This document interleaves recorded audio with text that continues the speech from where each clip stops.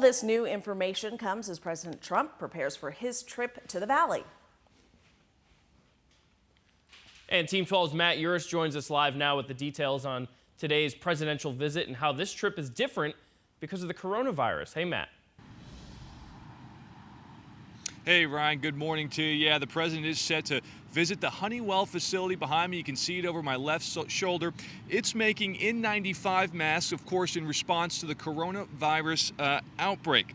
This trip will mark one of the first times the president has left the White House since the stay-at-home orders have gone into effect throughout the country. This trip, of course, will be a little different, to say the least, than the last time he visited the Phoenix area. This time around, everyone is being asked to stay away or stay home, to be more specific. With that in mind, the president is expected to arrive early this afternoon. Then he'll tour the Phoenix Honeywell facility that typically makes aircraft engines, but it has been converted to make millions of masks to help in the COVID-19 pandemic.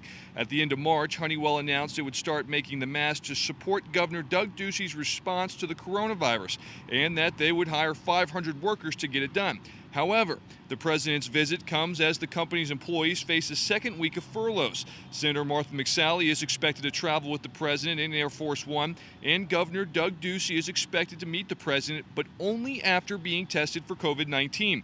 Speaking of the governor, he announced last month that the state has agreed to buy 6 million Honeywell masks for the Department of Health Services for statewide distribution over the next 12 months.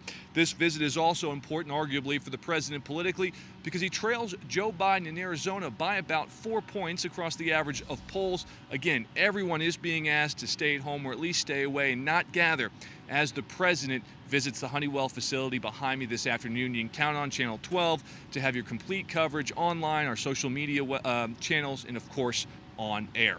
Live in Phoenix, Matt Yurus, Today in AZ.